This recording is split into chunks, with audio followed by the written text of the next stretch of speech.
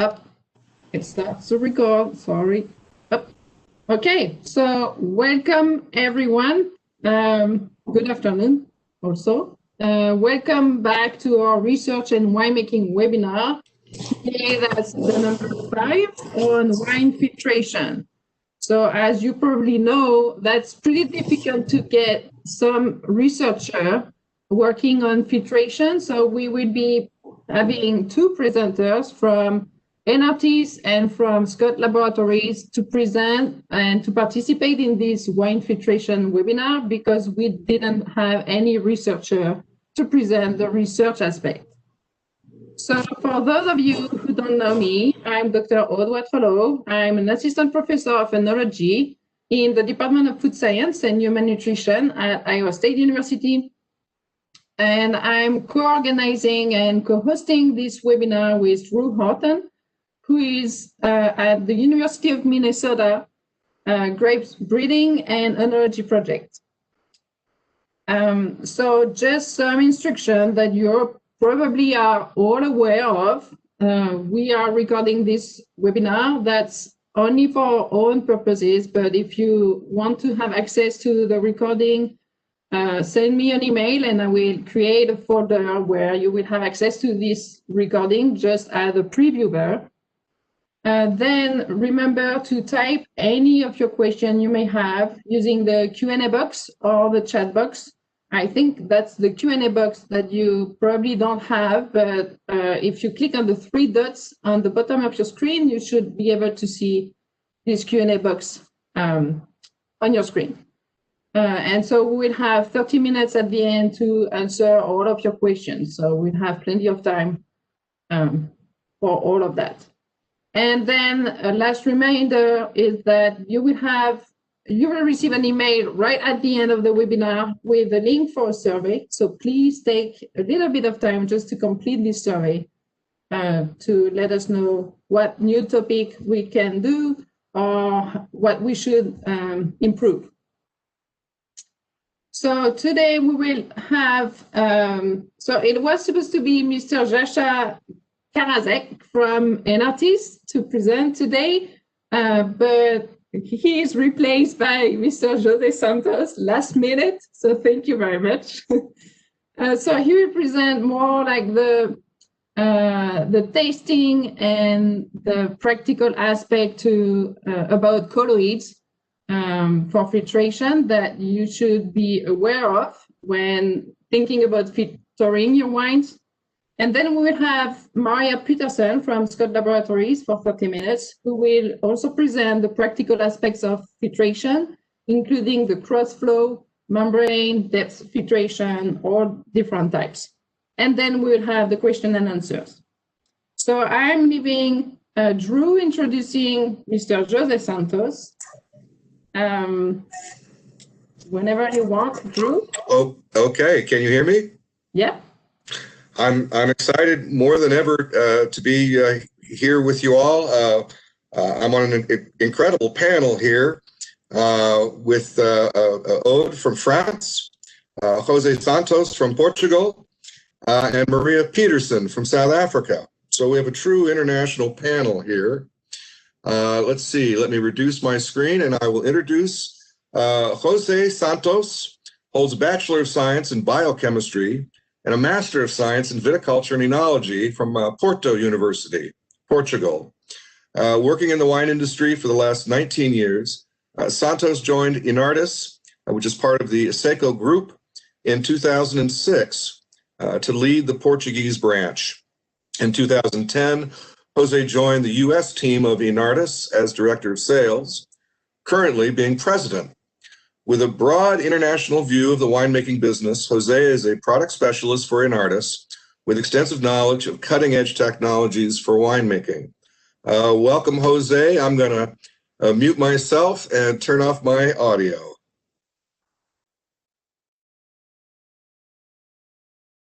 We can see your screen, Jose. You're just muted.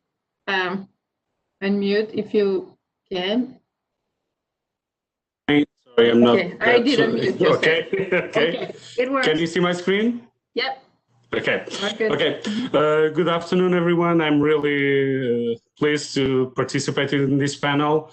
I've been in contact with you for a couple of years now,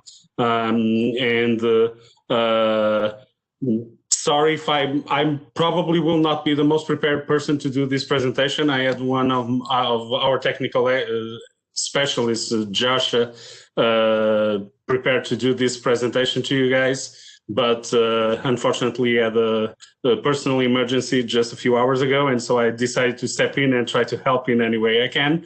And so basically, I will move on, and at the end, any questions you have, I may not be too familiarized with the presentation, but I'm familiarized with the topic. So if I'm not clear throughout this presentation, I will be happy to answer your questions at the end. So to start, just a little bit of preamble on why filterability is important is because in winemaking, filtration is important. So filtration is very important to prevent spoilage. So most commonly with Brettanomyces, the formation of gas, re-fermentation in the bottle, unintended malolactic fermentation. Also to ensure product consistency. So you want to that every bottle looks the same. Also considering that the visual aspect of a wine is the first impression that the consumer will have. So consumer perception is critical, and this will allow you to be consistent and to have a clear product in the market. Also, to avoid headaches and bottling delays, to prevent that you need to have long hours because the filters have plug in the middle of the bottling, and also to allow you cost savings associated with this delay, replacing filters, lost time, and so on. So in terms of this presentation, it's split into 4 sections, let's say. The first one, I will talk a little bit about the clarification during the winemaking process. The second part about the, let's say, the second and the third part about the things that can affect filterability. So on one side, the visible part that are the solids and how to measure those. And then also about the invisible clogging agents, the wine colloids. Or some of the wine colloids that can impact filterability, and also how you can measure filterability of your wine. So to start, basically during the course of the winemaking process, we have different steps and different processes that we use and that help us achieve, let's say, a full removal of the solids, and basically for us to move from a turby juice to a clear wine. Throughout this process, and just to name a few, in the juice phase, you can simply do static clarification, can do flotation, then end of the alcoholic fermentation, you allow the yeast to settle, then you do a first racking, a second racking, and more rackings if needed throughout the aging process, and then you will cross flow or use another type of polishing, let's say filtration, and then you are ready to bottle. And at the bottling line, mainly to ensure microbial stability, you will do a sterile membrane filtration, among other techniques that may be used to achieve microbial stability. And so now starting from, let's say, the 2 components of compounds that may affect the filterability. First ones are the solids. So, and I will start by talking about how do we measure solids and how and why these are important. So the solids that are present in the juice and in the wine basically result from grape and yeast particulates, and they can be measured simply naked eye, but that is a qualitative measurement or a qualitative evaluation, or they can be measured using turbidimeters.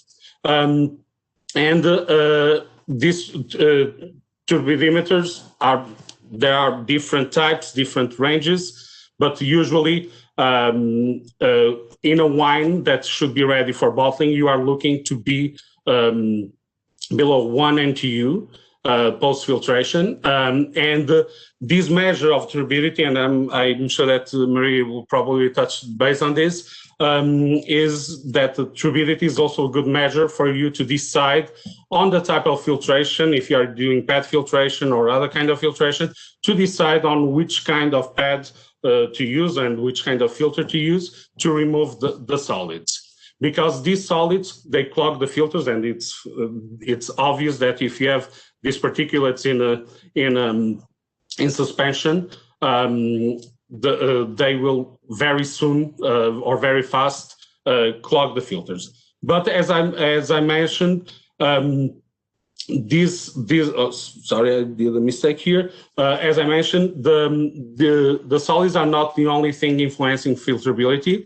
And the turbidity, even though it's a good measure to decide on, let's say, polishing filtrations, it's not a good measure to decide on pre-bottling and membrane filtration decisions, as it ignores, let's say, a major component of the compounds that may block the filters, that are the colloids, and these are invisible. So to very briefly explain what is a colloidal system is one in which one substance of microscopical dispersing insoluble particles is suspending in another dispersing or continuous substance. What does this mean is that we have particulates that are insoluble, but because of different interactions in that media, they actually remain in suspension and they will not precipitate. So they seem to be part of that liquid, part of the wine, but in reality, they are not soluble, and they may, if the right conditions happen, they may precipitate, but most of the times they remain in this suspension. And so the colloids, they have charge, and so they can be charged positively or negatively. They are kept in suspension by these dispersion forces, and normally they are too small to fall out of suspension. So unless we actively try to remove these colloids and make them react or break them down, they will remain in suspension. And think that if we have these big colloids in suspension, they might block the membrane filters pre-bottling line. So in terms of examples of wine colloids, so we have grape-derived colloids that are different families, but we can talk about polysaccharides. And among these, we have pectin, cellulose, hemicellulose, and glucans that are not necessarily grape-derived, but they result from the metabolism of botrytis, the gray rot over the cell material of grapes. Also some proteins, polyphenols that can be smaller or larger depending on the degree of polymerization. And then we can also have tartrates and colon matter in suspension. Or this can be, let's say, analogical colloids such as gamma-arabic, carboxymethyl cellulose, more recently potassium polyaspartate, manoproteins, analogical tannins, and such. So as I mentioned in the previous slide, one of, and actually I will go back here, among these polysaccharides, these colloids, the two most critical ones that impact more the filterability, and I will call them our invisible enemies, are the pectins and the glucans. And starting with the glucans, as I mentioned, they are produced by botrytis in affected fruit. And as you can see by this chart, this basically measures the volume that can be filtered through a 0.45 membrane. And on the vertical axis, on the y-axis, you have the volume that is filtered, and on the x-axis, you have the time. And so, as you can see, as we increase from A to F, as we increase the content in glucans, the filterability decreases. So we pass from, let's say, with the A, 130 milliliters that were in 8 hours versus the sample F, where it took 16 hours to filter just 50 milliliters. So, and this is because the colloids, even though they are relatively small, but they are big enough that they can block the pores of the membrane filters, and thus they basically will reduce the flow and the volume that you can filter in a given period of time.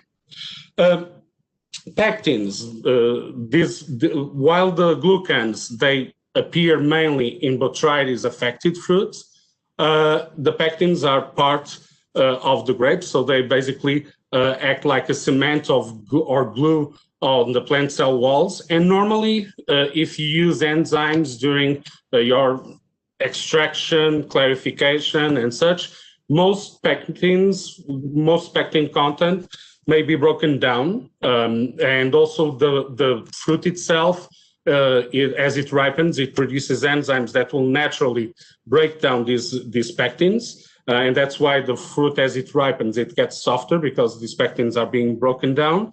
But there are situations where you may still have, in a finished wine, pre-bottling, where you can still have pectins. And even though it's not, the impact of the pectin are not as significant as the glucans, that if you have glucans, you have filterability problems.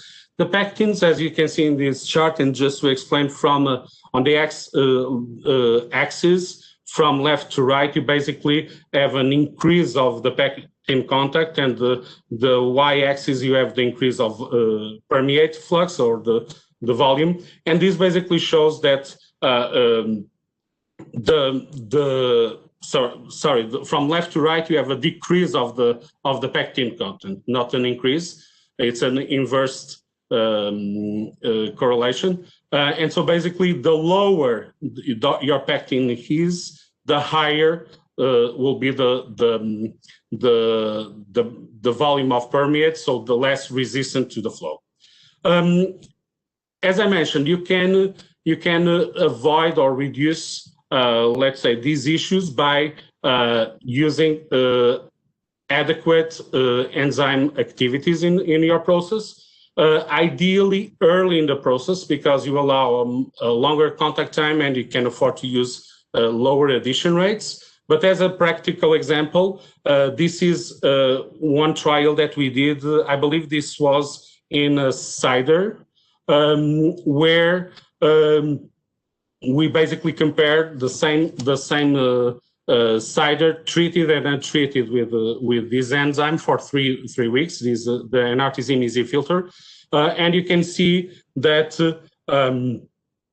into the control, we basically an average rate of filtration of 28.6 gallons per minute with a crossflow, versus the treatment with the Easy Filter allowed for to filter almost 40 gallons per minute, which was a significant change in terms of the process and allowing to filter the wine in a shorter period of time without clogging the filters. Then this is another example that mainly this is exemplifying more in terms of settling, and this is actually a video. So let me see if I can. Okay, sorry. Okay, here it is. So you can see on the left we have the control, and we have two different enzymes, and this is basically a time lapse, and you can see the difference. And of course, this will be beneficial, especially in the juice phase, so it will allow a fast settling. But if you use something like the Easy Filter, you will also break down the glucans and break down the pectins that later on can block the filters in the bottling line. I've included here, or I asked Josh actually to include here, and these links.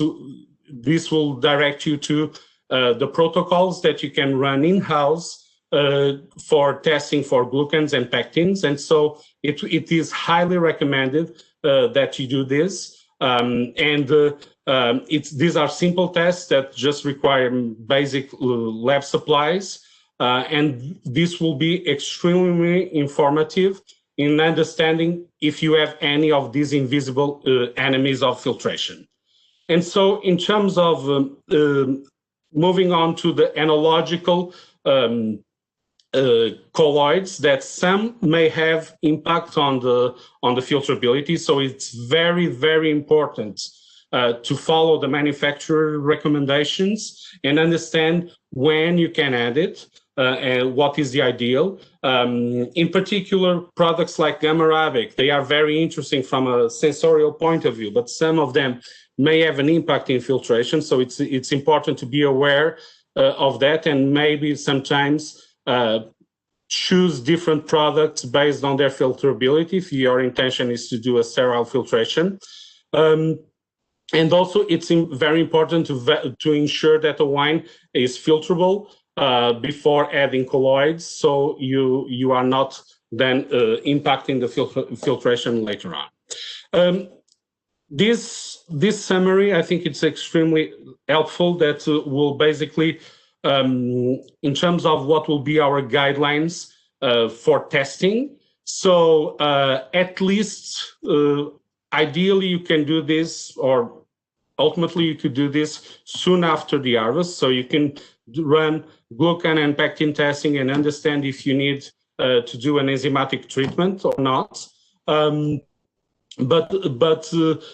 at least, let's say, 6 to 8 weeks prior to bottling, you'll do your blending, your acid adjustments. You may do fining if needed, or just a clarification. And at least at this point, do this pectin testing and the glucan testing. Then you will want to do your bentonite finite trials in case it's a white wine, and do your bentonite additions. I recommend to do the glucan testing and the pectin testing before, because many times these colloids can also impact the rate of bentonite that you will need to use, because they will prevent or will reduce the efficacy of some bentonite. So it's important that you deal with this prior. And then 3 to 4 weeks prior to bottling, if you are going to cold stabilize it using colloids, run the adequate testing and basically place your order for the products, so you make sure that it gets there on time. And then 1 week prior, or a few days prior, you can do your cross-flow filtration, or the pad filtration, or the DE filtration, depending on what you have. And post-filtration, it's very important to ensure and verify that your filtration process has been effective. The wine may have a very low turbidity, but it may not be filterable. So at this point, we recommend to measure the filterability of the wine. And then just prior to bottling, you do whatever treatments are compatible with your process and your final adjustments. So how do we check for the wine filterability? So this is something that should be done in wines that are already clear and ready for bottling. There are different companies provide different apparatus that it's basically a mini setup for filtration. And basically what we do is that we measure the volume that is filtered and the time that it takes to filter that given volume. And based on that, we understand if the wine is filterable or not. My understanding is that most manufacturers of membrane filters, they have this kind of setups, but they also provide some guidelines on what is the ideal filterability index prior to bottling and to filtering. So it's important to follow those guidelines. These images, they show basically a few do-it-yourself systems, so that you can do at home if you are crafty enough. We offer one system that was developed by Delta Aquae, also the company that supplies our tartrate stability systems, and this is called the Filter Check. And in this, basically, you do an automated measurement of the filtration, and it uses a reference 0.65 membrane, and it measures basically the time that it takes to filter 200 milliliters and then 400 milliliters of wine, and then it makes a calculation based on that and gives you an index that then you can refer to the filter that you'll be using. And I'm not going through in detail on this protocol. It's basically what I just referred. But just to recap, and before I finish, when we talk about filterability, definitely we need to look at the two types of compounds that can impact the filterability, the solids and the colloids. The solids, you'll be measuring those by using a turbidimeter, or if it's very turbid, you can actually do it with naked eye. And the colloids, you need to measure those, and the two key colloids will be the glucans and the pectins, and so it's important to understand if you have those, and if you do, that you treat the wines accordingly, and then proceed with your pre-bottling cross-flow filtration. Usually, we recommend that if you are going to do cross-flow filtration, that you do that a week or less prior to the bottling, because if the cross-flow filtration will, let's say, de-aggregate or disperse some of, let's say, weakly bound colloids, but these can reassociate, re-aggregate, and then reduce the filterability index and make the filtration more difficult afterwards. Basically, to finalize, take-home messages, basically what I would like to say is that you have the ability to test and to monitor the filterability. The visible solids and NTU measures are important to check always in terms of solids, and also are a very good tool for decision of the cellar filtration that you are going to do. But colloids such as glucans and pectins are equally, if not more, important to monitor. And there are different methods and apparatus that you can use to measure this, from a more, let's say, sophisticated, like the automated filter check, to some basic holder with a filter that you can filter and count the time that it takes to filter. And that's about it. These contacts are from Jasha. My contacts will be jose.santos@enartis.com, and I will be happy to answer to any questions you have at the end. Thank you so much, Jose, for presenting, not exactly your presentation, but yeah, no. That was great. Awesome. Okay. Thank you so much.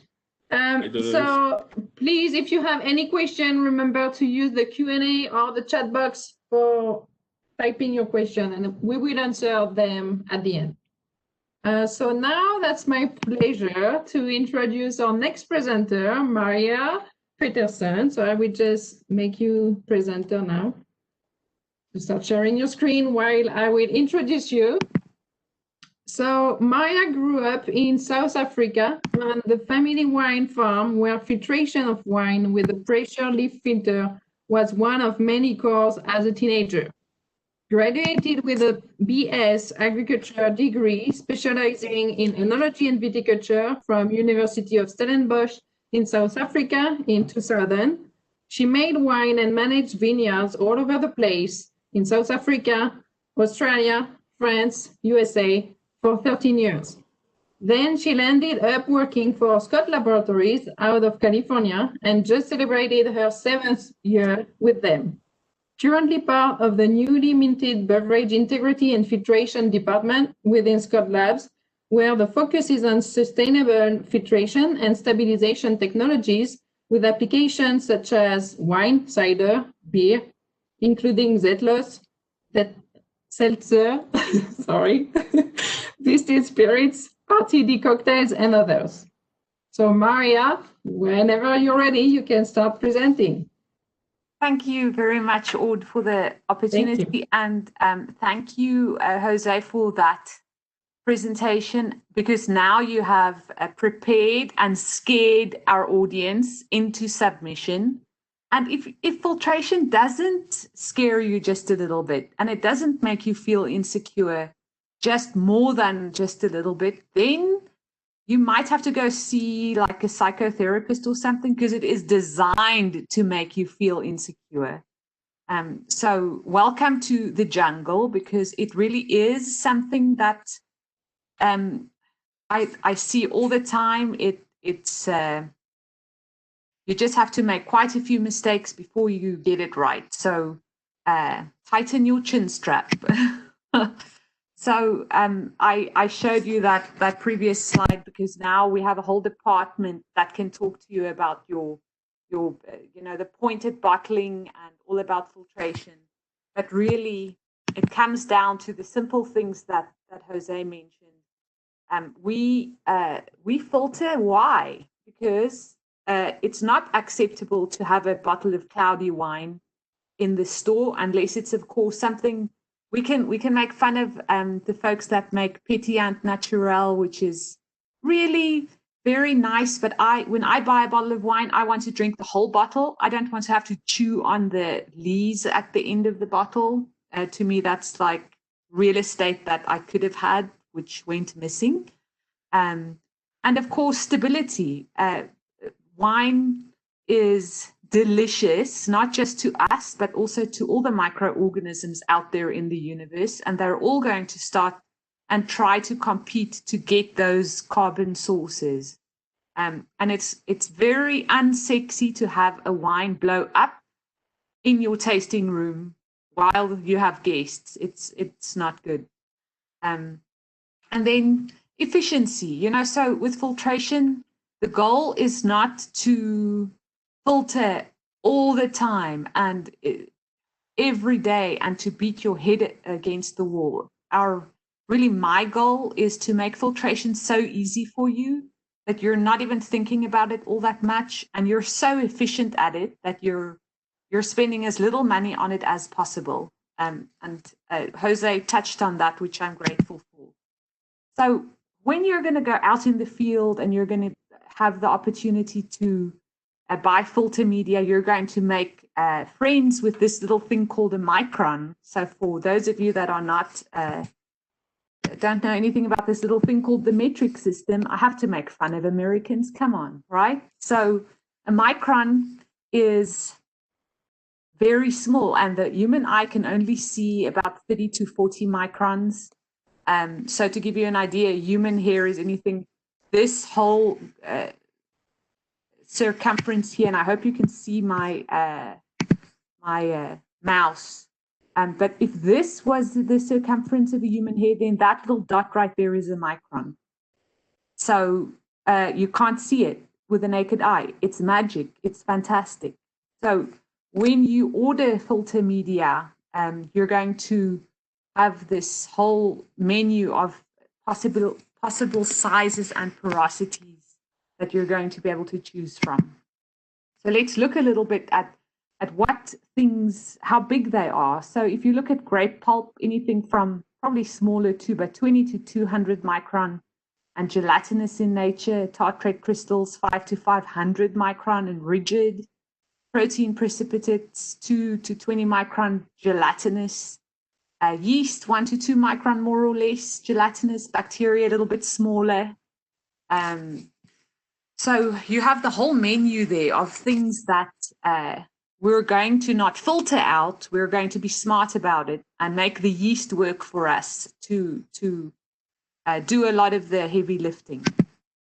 So this is just a chart where when you start to filter, you're maybe not just going to go straight to the final filter that you want, because then you're going to go too tight too soon, and you're going to filter things out that you don't necessarily want to filter out.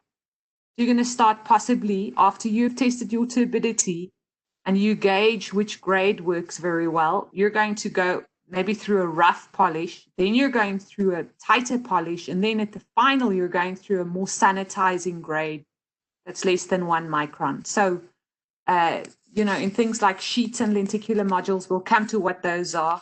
There are certain grades. A rough grade here is considered something like a 5 to 7 micron and higher.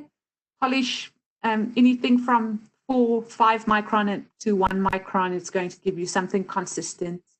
And then sanitizing is going to be tighter than that. So, so much choice, right? So this is kind of to show you, you're not just going to take that wine tank on the left and try and filter it. No, you're going to either use a time to settle, and you're going to have a yeast that's going to be a well-flocculating yeast, unless you, of course, are making one of these crazy things like, I don't know, New England style IPAs or something ridiculous that's so muddy and soupy that you might as well just give up on filtration. Just drink the stuff. It'll be fine. Just don't think about all the stuff that you are drinking, but that's just a winemaker being horrible to brewers. Okay, so got to give me a little break. So this wine tank on the left, it needs a little bit of time. Sometimes you can use temperature to settle, you can use gravity to settle, you can rack that tank many times. You can be fancy and use things like flotation. You can be smart and use enzymes. And like Jose said, you know, some of the varietals that you will be working with are not going to be, you know, just typical vinifera, which has over the ages been actually, I think, bred to be easier to work with. You're going to be working with things that are hybrids because they have to be tough in the areas that they are planted. And those varietals are very high much higher in pectin than the regular varietals. So just adding a pectolytic enzyme during crush or pressing is not going to be enough to take care of all the pectin. Pectin likes to come out of solution in the presence of alcohol, so the solubility changes as alcoholic fermentation progresses. And then when you chill the tank down, you're forcing them out of solution. So if you added a filtrability enzyme, like midway or at the end of your fermentation, all of a sudden you take care of that residual pectin. You kind of whip them back into submission, you know, but gently, not SPCA. You've got to go put in a case at the local police department, whipping them into shape. And so then you want to get to this third tank where you have all this beautiful clarified wine. You didn't have to filter it out. You have a bunch of all the lees at the bottom. You're going to have that very compacted so that your loss is as little as possible. And you don't always have time, but I really like this slide. And Jose has spoken to you about the beta glucans. So if you look at that top picture, that is an electron microscope picture of a clean membrane. So this is a polyether sulfone membrane, the one that you're going to go through either in many cases in a crossflow or your final filter. And if you look at the one below, this is where that same membrane was hit with a whole bunch of glucans from botrytis. And we see it in botrytis where if the botrytis is just happily rotting away in the vineyard, this doesn't necessarily mean that you might have a glucan problem. It's where the botrytis stressed. So where there was a very nice dry wind in the afternoon and it was drying out, that's when they produce the most glucans. And this, you don't want to find out about this on bottling day. You want to test for this way before, or you want to look at your notes and see how a filtration went to be able to kind of give you that red flag. So just one of the little monsters that can ruin bottling day. And yeah, sometimes it doesn't happen in your whole winemaking career. It happened to me in my first. And sometimes you'll call or you'll be like, what the hell are these things? And you'll call 20 years in and be like, I've never heard of this. This just ruined my day.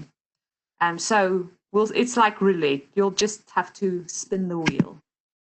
So I'm not going to do too much on colloids. Jose did a fantastic job there. These things can make colloids can definitely make filtration challenging. I kind of look at it in a chain strategy, right? So if they are throwing a tantrum and they're holding hands with all these different things because they're in suspension and they have this charge, I call them being in a colloidally dramatic state. What you want is for them to be broken up in a loose state so that they can go through the filter and reform when they want, if it's the good ones, because there's like, there's good colloids, these bad colloids. Glucans are never going to be good.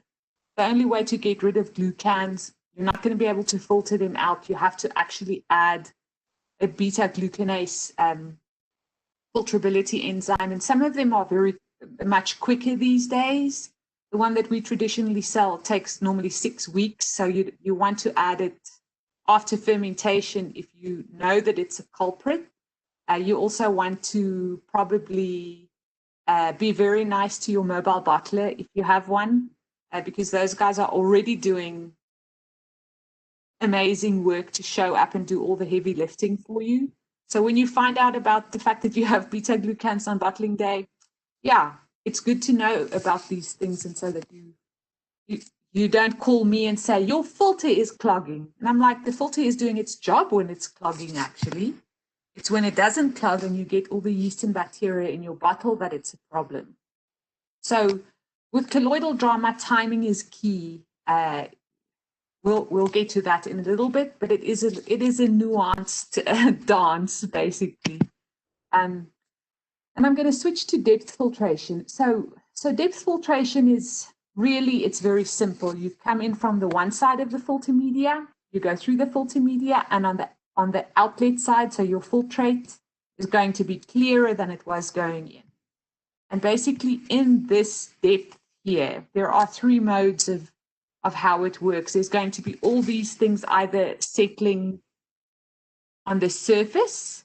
Number 2 is they're going to be stuck in this labyrinth of depth. And the 3rd is charge. So some filter media on the market has different charges because of the recipe of how that filter media is made. Basically, we're just talking about a media that has lots of dirt holding capacity. So if we look at depth filtration in general, our goal is to remove those solids. We're going to look at our turbidity, we're going to remove the solids, and we're going to step down filtration so that you don't strip the wine unnecessarily or have terrible throughput on a media and then have to spend all your money on filter media. So things like filter sheets. DE filtration is an older style filtration that's done with a pressure leaf. I mention it here because there's still quite a lot of them out in the field, especially in breweries. They use perlite. And then polypropylene pre-filter cartridges and lenticular modules are also one of these types. So as a small winery, this is the biggest thing that you have to decide. You have this choice of all these filters. You have sheets or pads, you have lenticular modules, you have DE filtration, you have crossflow, you have cartridges, you have, if you're really fancy, you have a centrifuge. There are all these incredible technologies available, but it depends on quite a few things. What is your power capabilities at your winery? How much wine are you willing to lose? What kind of capital do you have to spend on a filter? Because let's face it, if you look at a filtration, or if you look at any winemaking magazine, it's very rare that you'll actually see a filter. It's always a nice barrel or a shiny stainless steel tank, or that makes winemakers' hearts beat faster, right? They don't want to see the filter because it makes them feel like, really, do I need that? Can't I just do that when I get to that point and then cross that bridge? It's more likely burn that bridge when you get to it. But this is good to think about before you do all these things, because it can be very good for your mental health to figure this stuff out before. Then you also have to look at media cost, and do you consistently want to spend money on media, or is it the type of media where you're going to buy it once every few years? How much does labor cost? Who is doing the labor? Like Me personally, my labor is so expensive, I can't even afford myself if I have to work in a winery again. So there's that. And then if you're in a city and you're using a certain kind of media, how are you getting rid of that media? Are there rules at your municipality? And these are all things to think about. And then one little addition here is filtration is pretty personal. It is like going to buy shoes. It's got to feel right. It's got to look right for your gut. Your gut feel has to say, I'm going to choose this because it makes sense. I really like it. It's not what the neighbors are doing, but this makes sense for our setup. So it's one size does not always fit all. And in the end, you're probably going to see that you have a number of these types of filters in your winery. You're not going to be able to have just one, like shoes. Let's see. So if we look at here are some pictures, and the options for depth filtration of still product these days are our trusty sheet filter that's been around for 130 years, I kid you not. And then we have the lenticular filter, which is the same media, but it's done in a modular setup. We'll go over that quickly here in a bit. And then here is a shiny cross flow, lots of moving parts and fancy bits, and has come a long way in a short time. So these are the things that we're going to quickly go over. Plate and frame filter, like I said, been around for a long time. There are things to keep in mind. If you ever buy a used filter, make sure that this chassis has not been bent. Always make sure it has food grade grease to keep it from getting stuck, because you never want to close these plates unevenly, because then you're just going to warp and crack these plates, which is going to lead to drip loss, dissolved oxygen pickup, and the maintenance is substantial compared to some of the other ones. You need to change out these HO rings at least once every 2 years, especially if you're doing, if you ever run alkaline cleaners through it. But yeah, this takes some work. It's very nice if you can use a crossover plate to filter through 2 grades at once. But you're never going to be able to push out all the product with gas. The product losses and the time it takes to set up and tear down definitely counts against it. I've had to stand in front of those for many hours and time that I will never get back. And it's like office space. If I had to beat something up, it would not be the printer, it would be the plate and frame filter. So you'll see them, filter pads available from many manufacturers and distributors. It's pretty much one size, there's 20 by 20 centimeter, 40 by 40 centimeters. Some of the bigger ones are 60 by 60. There are some filters out there that are custom, so you have to special order them, which means you're going to wait for months. And don't buy used sheet filters, because you're probably also never going to find those parts. But I'm trying to talk you out of it, but at the same time, if you already have it, you probably already know what I'm talking about. Many of the sheet filters let me just go back to this one. Many of them on the market are not sanitary, meaning they've got all kinds of nooks and crannies where wine can sit in, and it's difficult to clean it. Those little 20 by 20 ones are very cute, and they normally come with a built-in pump, but that pump is not sanitary. So cleaning this thing becomes a little bit of a undertaking. So, this has been around for 130 years. It's pretty easy if you know how to do it. The first time you'll be like, I have to do what now? And there are videos to explain to you how to do that. But the loss, the disposal, because you use a sheet once, whether it's done or not, you throw it away. So there's capacity that you could have had that's now lost. Setup time, it takes up more space. If you have if you have a real estate issue in your winery, this does take more space. Lenticular filter, it's been around shorter than the sheet filter. It's also come a long way. There used to be lenticular media that was not backflashable and reusable. So this was really for the biopharma folks, and they don't mind spending tons of money to filter. I don't know what they do, but blood and guts is always what I say. But I think we have the more noble liquid to filter. So there are filter medias, and you'll speak to people that say, oh, I hate lenticular filtration. It's the worst. And 10 times out of 10, it's because they worked with media that was not reusable. The technologies today is just wonderful. You're going to be able to put at least 50% more throughput through this compared to sheets. You can store the media between use. Yes, that does take a little bit of management, but you get to use it for a long time. So here is it. This is a 12-inch housing with a 3 high post. So you can either use 3 or 2 or 1. Of course, you'd have to use a 1 high post with 1 module, 2 high post with 2 modules, and this 3 high post is for 3 modules. And then here is a lenticular housing with a split dome. This does not mean that you can mix grades in the same housing. It just means that if you have a ceiling restriction, you can lift this dome off in 2 pieces instead of 1, because you have to lift it over all the media inside. You can get dual grade media. So where with the sheet filter, you have to use a crossover plate to use 2 grades at once.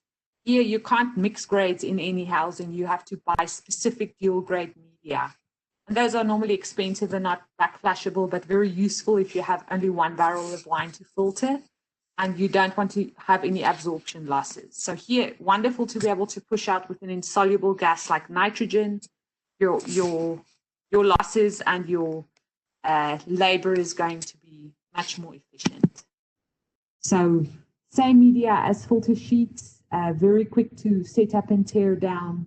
Yes, the media is more expensive than sheets, but if you look at the throughput, it's going to be quite interesting. I have a model to show you. Yes, some people do this. I would say they're silly, and I did tell them they're silly, which they didn't understand, because they were from Sonoma. Those people, they just think that Pinot Noir is everything. So I get to make fun of them because it's Sonoma and it's Pinot Noir. So they were using a very fancy 16-inch 3 high setup to use 1 grade to the next grade to the next grade straight to bottling, where what would have been more cost effective is for them to just get a cross flow. And they're in Sonoma, they could have used a mobile service. So this was a little bit overkill, but this is really just to show you that you can use different grades in one setup. It just is going to be, this is a very manual skid. So yeah, you can make it mobile. You can go crazy with your welding skills and make a cute little cart for this. And this is how you would do it in that case. I have other ideas on how to do it, but this is just to show you it is possible. So this is kind of like the advantages of lenticular media over sheets, and it's a resource tightrope. And we have a document that kind of outlines all the advantages of it. This is a lot of writing and a lot of things, but really a lenticular filter is less expensive than a sanitary equivalent sheet filter, and you can scale it very easily. It's just better quality, especially for a small winery. And if you want to grow, there are opportunities. So if you look at this 16-inch 3 high housing that we just saw before, one of those modules, so there's 3 in 1 housing, one of those modules is the equivalent of nearly 40 sheets in a 40 by 40 plated frame. So basically those 3 housings were 9 regular sheet filters. That's how much media that was. It's kind of surprising. And you get different lenticular medias. We use them all the way for adjusting filtrability in line with bottling, because we'll get to that little part. If you have a cross flow, you don't always have time to, if you're bottling, you might go through the cross flow a week before bottling and then find out that you failed filtrability. And these lenticulars are really great to put in line with bottling and adjust your filtrability as you go. That's really why we sell them, from anyone that's even just bottling 50 gallons of wine all the way to the folks that need 100 gallons a minute of wine running 360 days, 24 hours a day. So it's pretty impressive. This is what we did. We went, I call them cake bread sellers. It's not the real cake bread sellers, but we did a model for them. So we went and saw they have a 40 by 40 plate and frame with 90 sheets in them. And they wanted to see how much it would cost them to switch to lenticular. So this part here is the sheet filter part, right? So this is how much time it would take to filter with this compared to the 17.2 hours versus the 8.2 hours. And this is in California where labor is expensive. So we took into account one operator for their time, the media cost in sheets and the media cost in the lenticular media. And then we looked at the wine loss, because if you push out with gas in a sheet filter, you're not getting everything back. There's no way. You can really try. You can do all kinds of interesting things, but then you're always going to have more labor. So it's kind of like that tightrope. So here, their wine loss was, because their wine is $40 a bottle average. This actually shows that they broke even when they switched to lenticular. After 2,700 cases, they're actually not just losing money when they filter, but they're starting to make money. So this isn't a perfect world. This is when you don't do silly things and like run the filter in the opposite direction than it's supposed to be, or you run a pump against a closed valve and then you panic, and instead of switching everything off and releasing the pressure, you yank open the valve and you just destroy all your media. So, you have to just look at perfect world scenario. But if you look at it in this way, here is where they broke even, right? So about 5,000-6,000 gallons, and then at the end they're just saving so much money that they're probably getting bored with all the success. I don't know how you gauge successful filtration. Nobody ever calls me and says, "I did great. It was wonderful. Nothing happened. I'm so happy." I get the calls where they're like, "Your filter's clogged." I'm like, "Yeah, they were doing their job." So that's what's going to happen when you call me. This is the other reason why you can't just have one filter. And I better hurry my story up. Filter sheets are not absolute, right? So you're always going to have a cartridge filter to take out the rest of the bacteria. So you're going to do the depth filtration, and then you're going to do a final filtration. You can use this filter for batch sizes of less than 100 gallons and really suffer, because this media is not inexpensive. You need a depth filter. So if you look at a membrane filter, it's normally a single layer with very low dirt holding capacity. So if you put more wine through there, it's just going to clog. Except when we get to, and I'm going to skip this one because I already said it.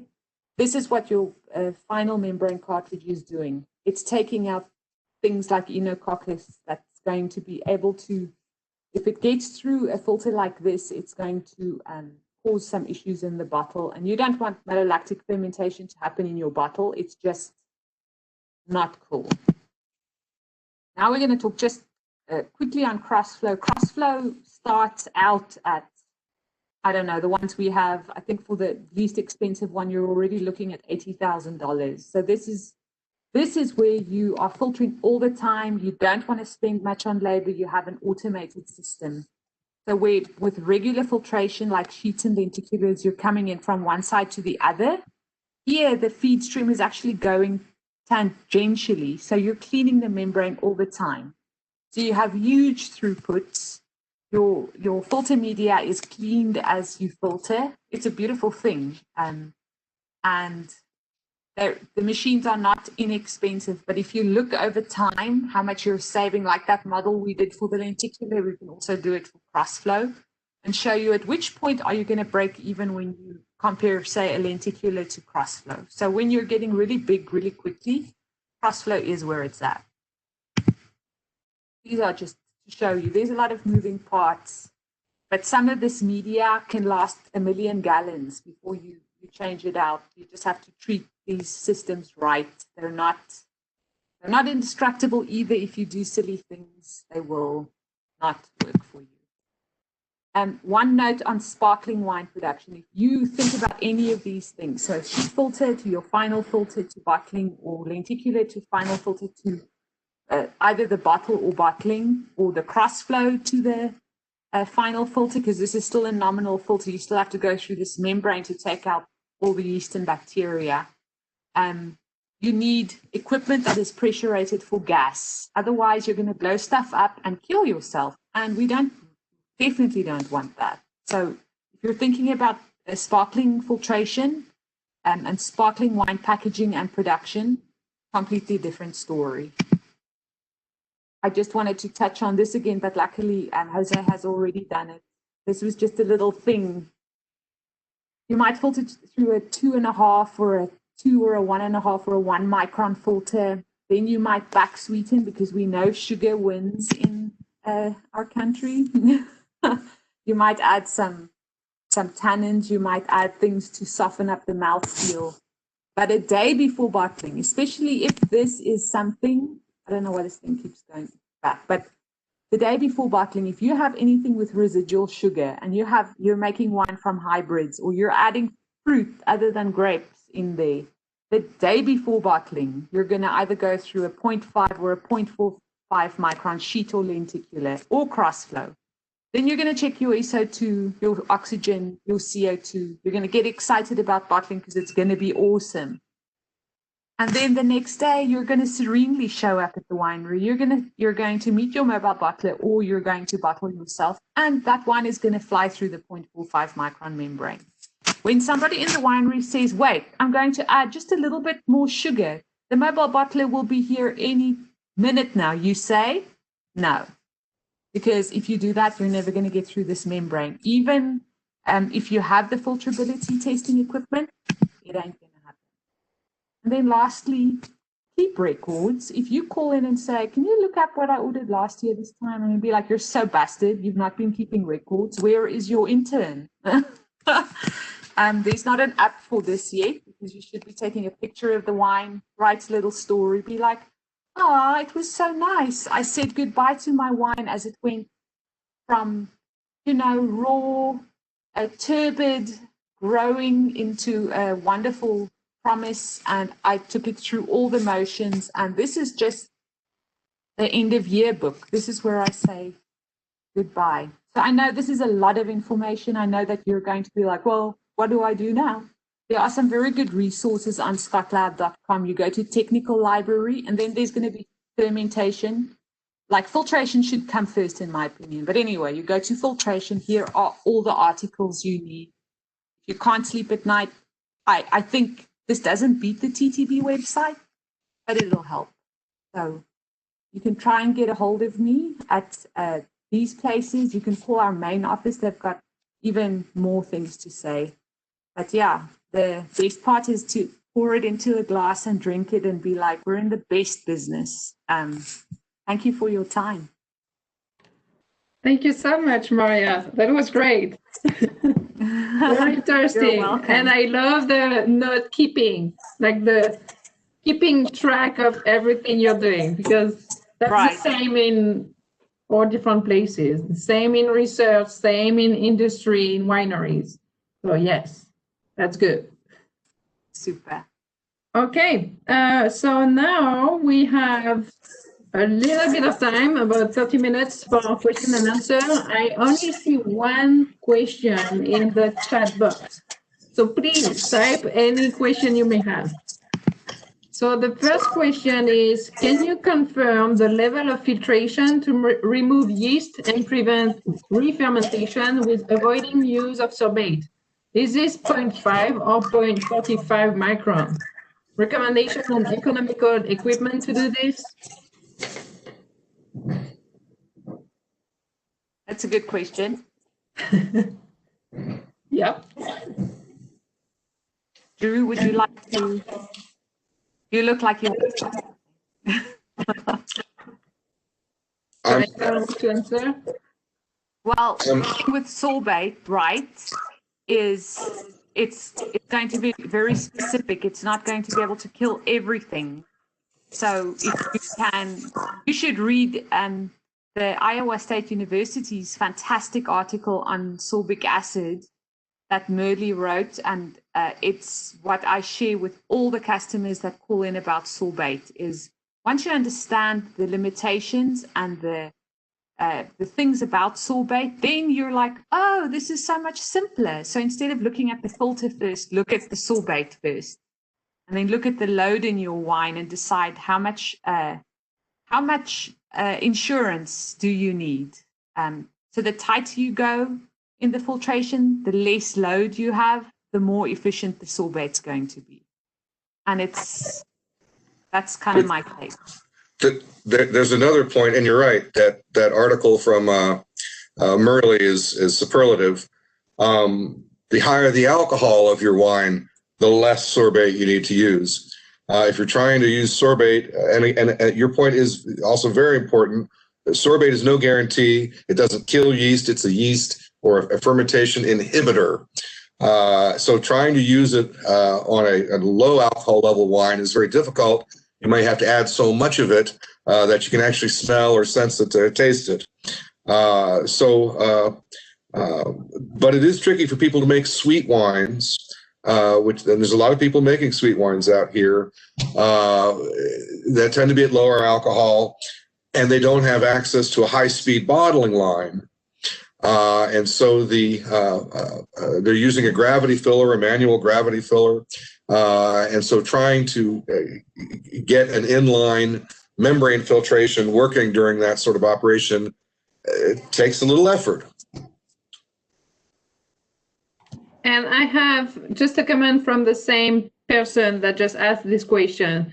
So that just to clarify that he wanted to know what would be the best way to avoid using sorbate by applying a specific system of filtration. Right. And so this is sterile filtration. So that cartridge, that skinny filter that I showed, I didn't go into that too much because it's a lot of information in a short amount of time. But that final membrane, we call it a membrane cartridge because it literally, you can taste before and after filtration whether it's integral. And that tells you if it's integral, it means it doesn't have a hole in the filter, right? So yeast and bacteria is not going to be able to get through. So if you do it right, you will be able to go through the membrane into bottling. Of course, this means your bottling line has to be squeaky clean. There is no yeast hanging around in the air. You have to, up until that membrane filter, you're good to go. But if anything downstream from that membrane filter is not okay, you're still not guaranteed. So this is something even the smallest and the very largest bottling facilities battle with every day. This is a big discussion. It's a separate presentation altogether. It's a big world. Especially with any wine that is not malolactic stable, or that has any residual sugar. Very difficult to do that on a small scale, but it can be done. And you're right, Maria, that is a subject for another webinar, focusing just on sweet wines and or the use of sorbate and let's say other protective additions. I'll scribble that down and we'll do that one next spring or so. Next time. Real quick, I thought up a couple questions during the talk. During Jose's talk, he talked about measuring turbidity. I remembered when I was back in California and we just got a cross-flow system, I bought a small, reasonably workable turbidity meter, what they call a nephelometer. Yeah. A nephelometer from HACH.com for about $450, and it comes with some standards, and so you can use it in a very small winery setting. So there's one way to test for turbidity.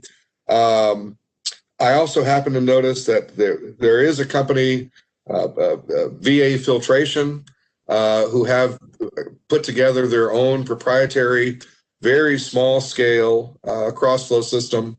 It starts at around $25,000. That's still not a little bit of money.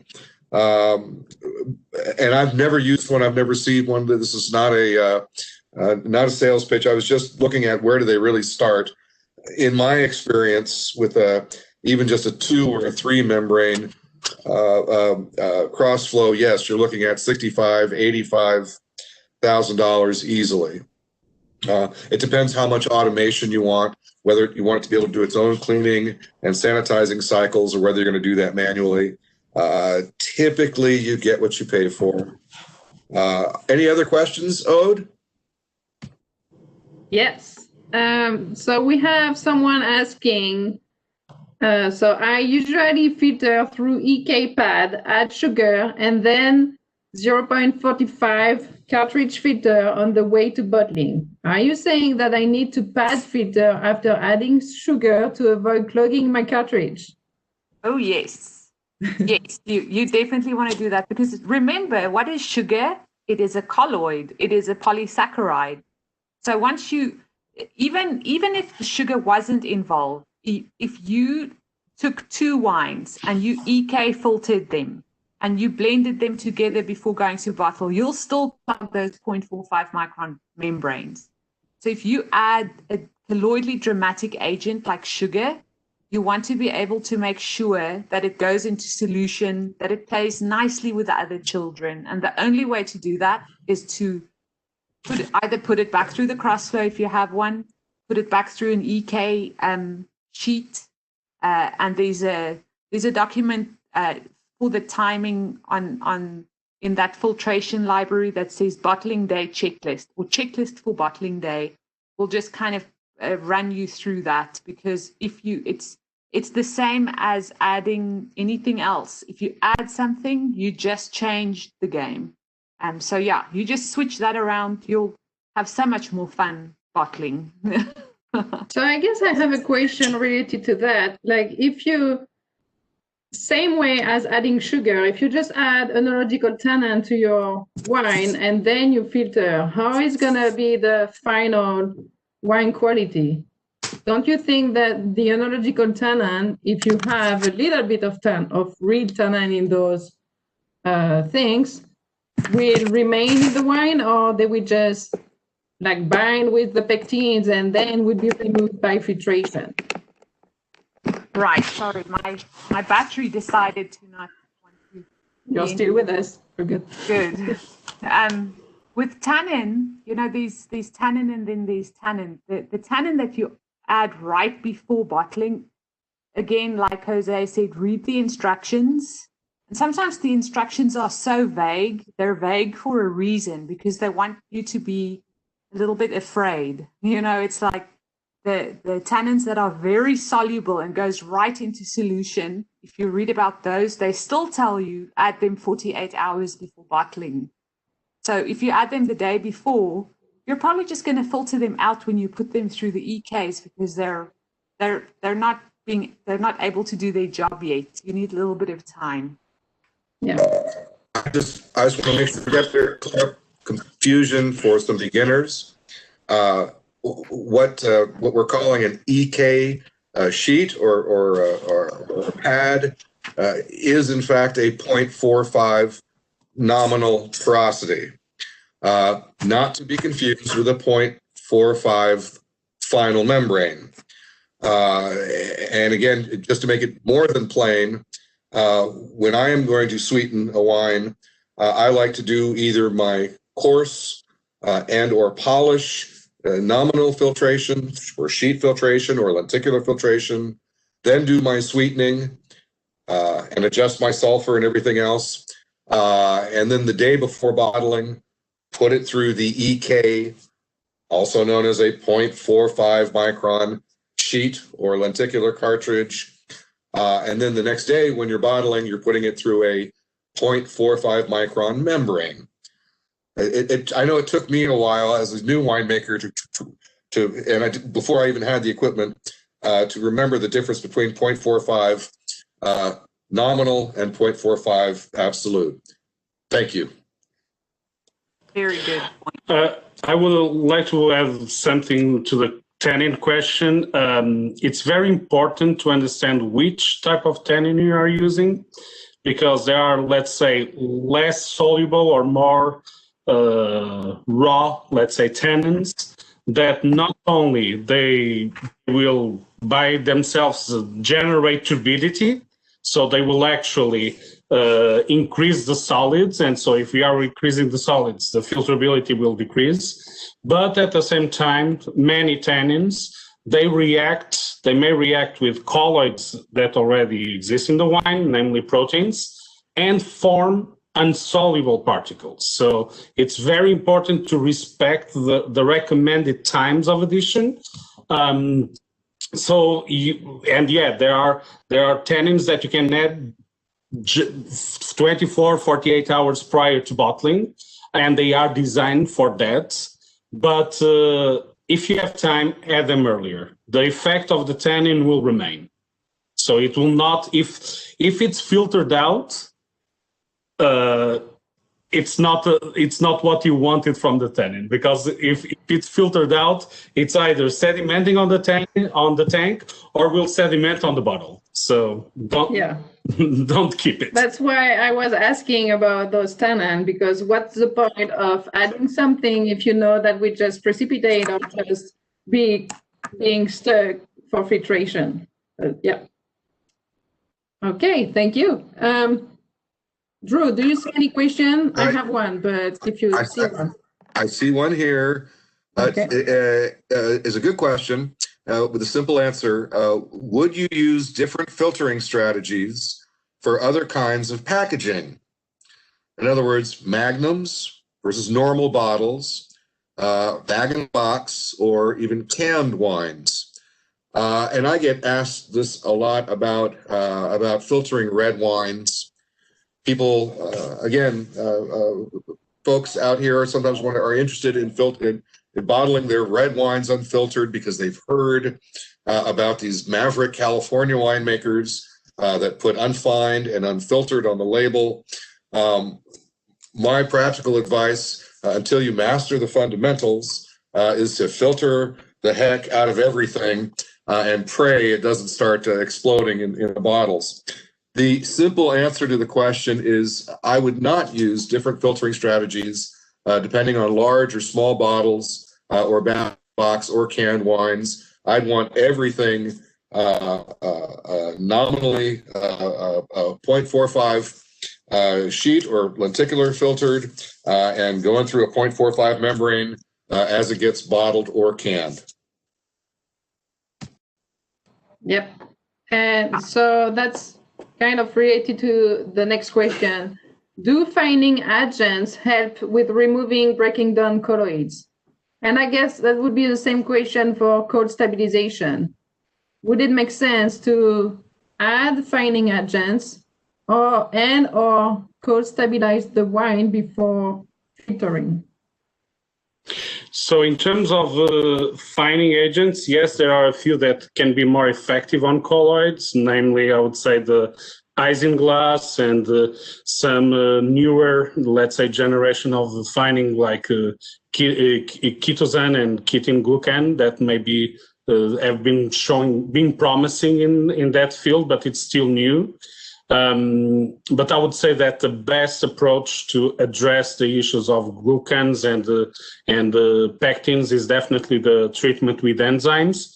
Early on in the process, you have the multiple effects of the enzyme that can be extraction, clarification, whatever in the juice phase, and at the same time breakdown of the glucans and the pectins.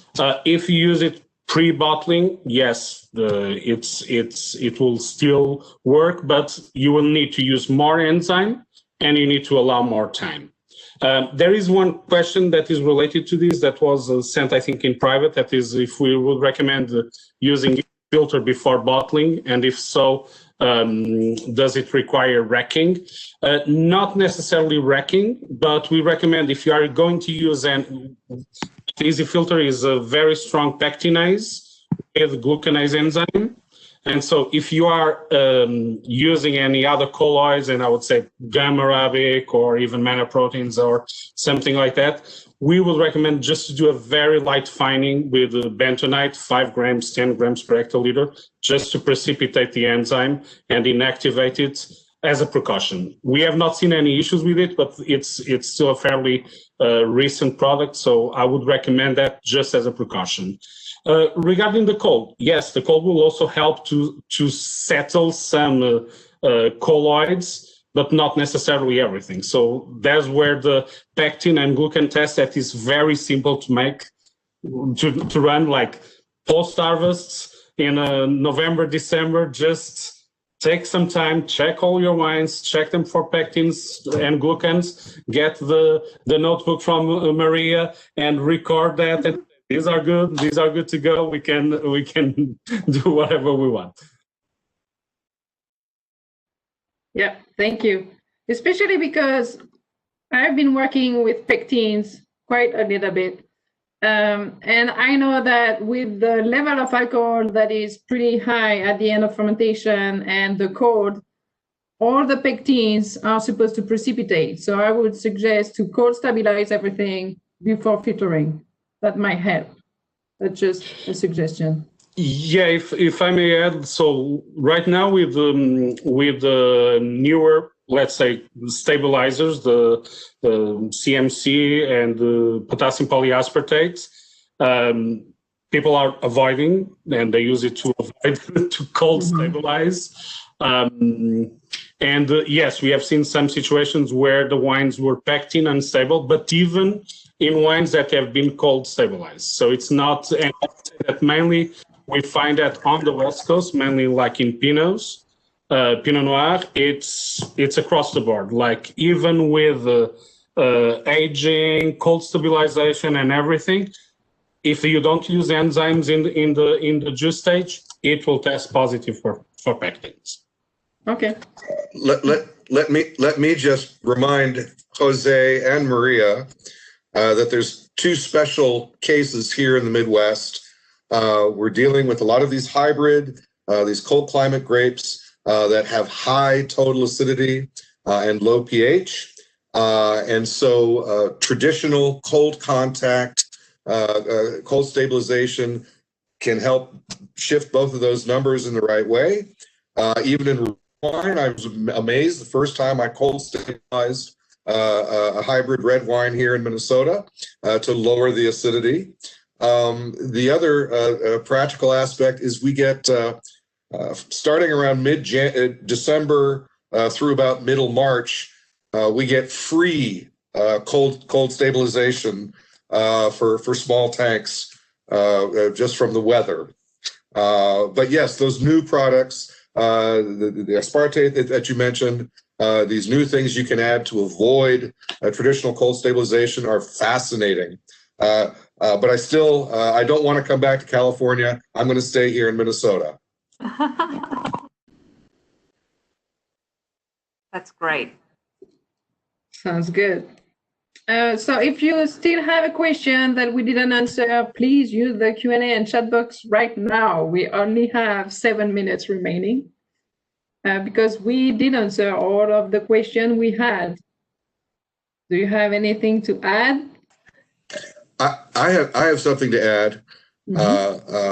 For any of you watching out there who have not looked at the Scott Labs website, as Maria alluded to, they have a lot of practical manuals, how-tos. They have a series of, actually, Maria stars in a series of demonstration videos on how to use a lenticular filter and a plate and frame filter.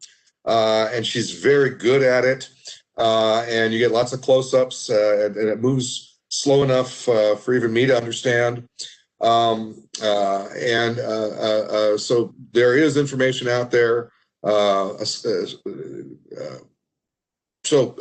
of course, also you can download the Scott Labs Fermentation Handbook that is both a catalog as well as has a lot of current research updated material every year on new products, new yeast, new tannin, new enzymes. And they now also, for those of you making alternative beverages, they have a sparkling wine handbook and a cider handbook. So those are very helpful, and they're free to download. So don't forget those resources. And of course, you can reach me. I can, if you want to email me or call me, I can give more in-depth answers on filter equipment, costs of that equipment, that sort of thing. Feel free to contact me for that. And thank you to all three of you. Thank you, Aude, again, for this great opportunity. Jose, it's finally good to see you in person and interact. We've had an email relationship for a couple years. Likewise. And Maria, I, of course, look forward to the next time you and I can sit down and share a bottle of something. Yes, with high acidity, because you know I like my acid. Thank you very much to both of you for accepting our invitation. I think we don't have any more questions, so thank you for attending this webinar once again. Stay tuned for the next webinar that will be in 2 weeks on barrel maturation, and then in December 8 on bottling and closures. So stay tuned. If you have any question, as Drew mentioned, feel free to send an email to both presenters or to Drew or myself. And then remember to take and complete the quiz or survey that you will have at the end. Thank you very much. And thank you so much, Jose, for participating in this webinar at the last minute. Good My luck. pleasure. Yeah, thank you, Maria. Thank you very Jose. much for having me. Thank you. Yeah. Thank you. Bye. Bye. Bye, Have a y'all. nice week. Cheers. Cheers. Bye. Cheers.